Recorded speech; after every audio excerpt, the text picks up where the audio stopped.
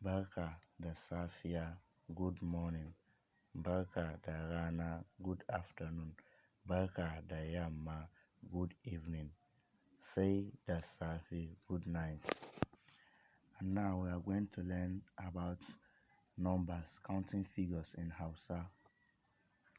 Ɗaya, one, ɗaya, two, biyu, uku, three, uku, four, huɗu, five, biyar, six, shida, seven, bakwai, eight, takwas, tara, nine, tara, 10, goma.